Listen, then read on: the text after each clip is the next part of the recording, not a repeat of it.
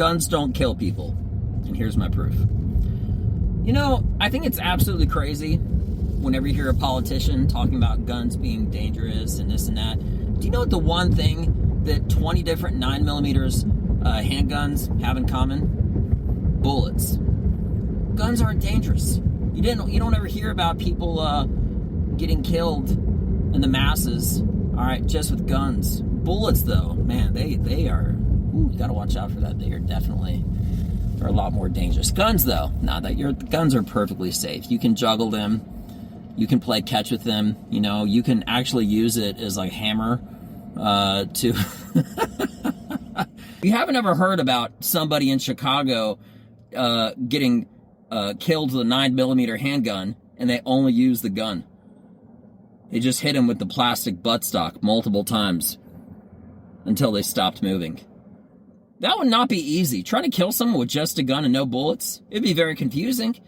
But it just doesn't make a lot of sense. It's like how politicians are always saying stuff like, oh, Russia is such a bad country.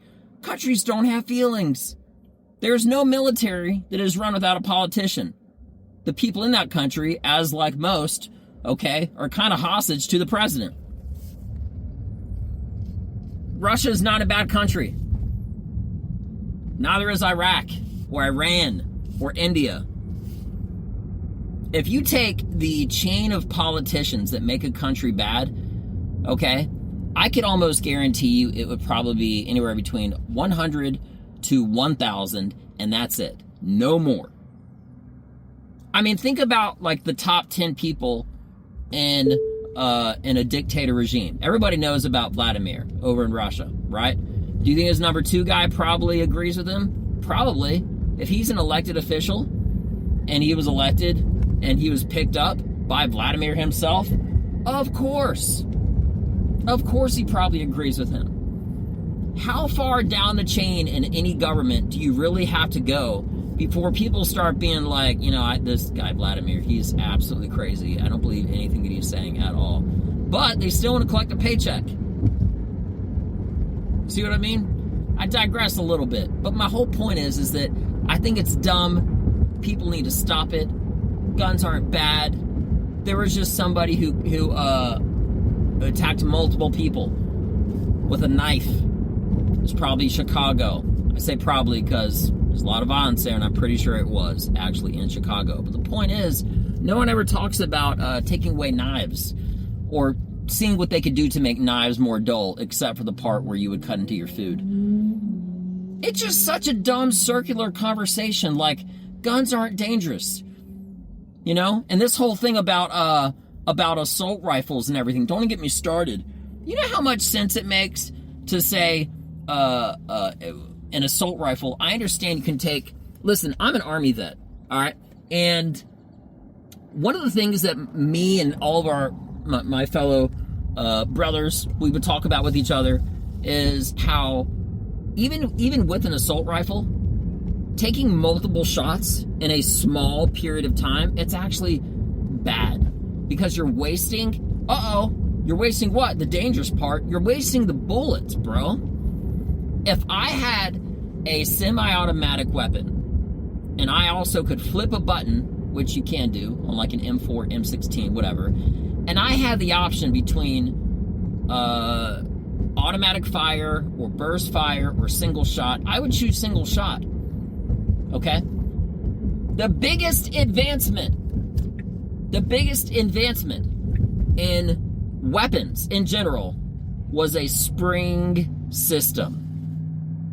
A revolver goes in a circle. It revolves. Kind of just like the word. Common sense, guys.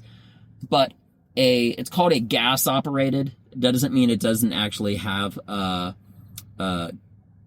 like a gas tube inside it. But essentially, an assault rifle, and this is a broken down version, not getting into handguns, is a spring operated, bullet fed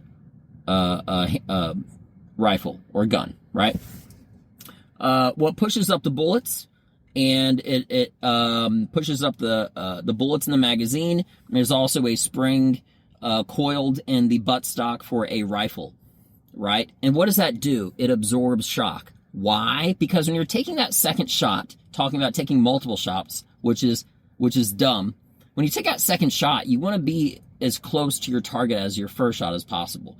This is not a shooting lesson. This is just breaking down common sense, saying how I hate how politicians are always using red flag words like guns are bad, or countries are bad. Russia is it's so awful, and this and that. I'm telling you what, I lived in Russia, and I had a separate internet connection that was a satellite. It was like a VPN, right?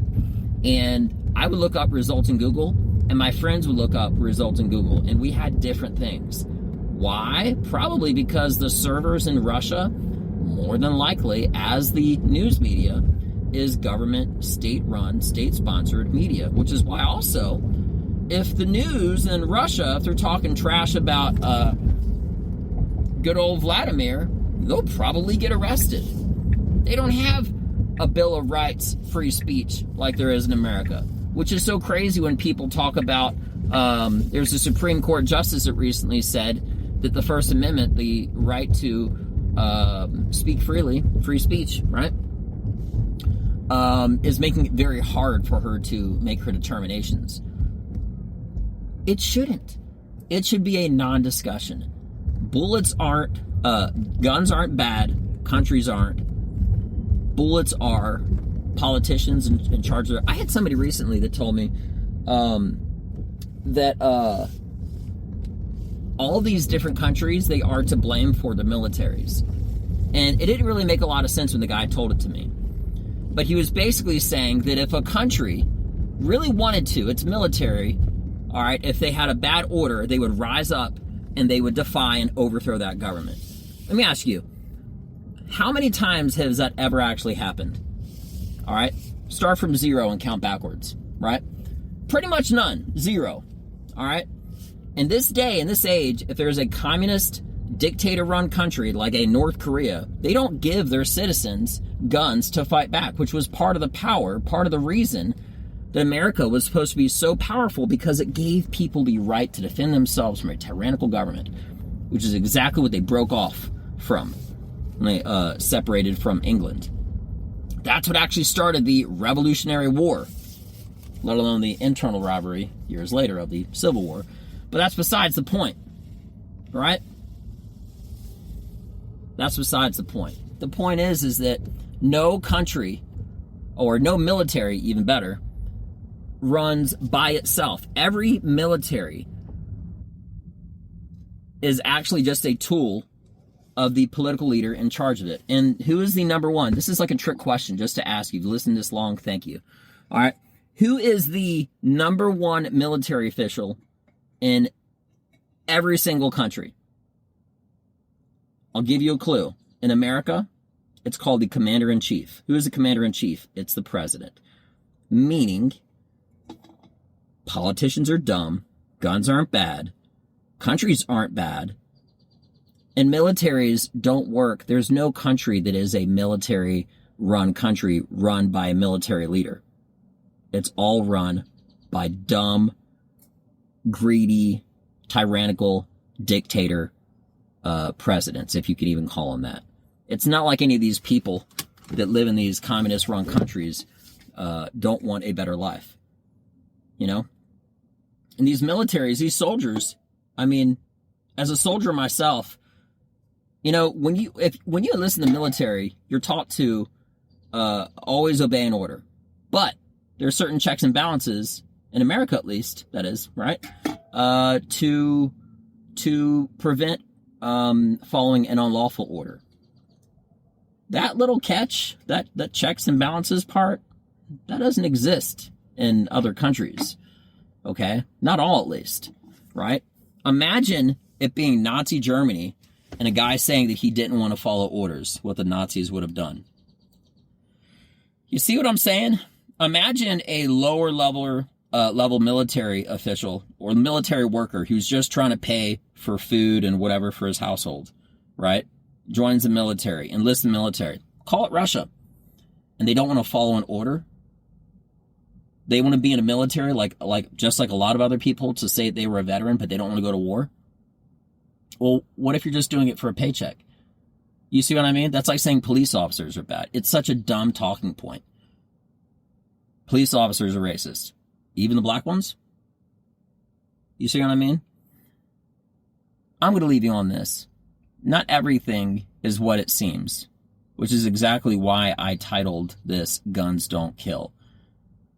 But unfortunately, when you put things out of context, it catches people's attention. And if it caught yours, that means that I'm right. And unfortunately, this world is spinning on an axis of dumb, and somebody with common sense needs to take charge and take lead of it, because the world is going crazy, and the people that are in charge of all these militaries that are trying to take away guns, that are saying that guns are dangerous, there's never been a misfire when bullets were not a part of it.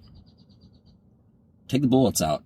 You can have the guns lying all around your house. I'm not saying it's safe, but don't have a loaded weapon in the house. Perfectly fine. Anyway, guys, you have a good rest of your day. I'm Benja Welldone. Check me out. Peace.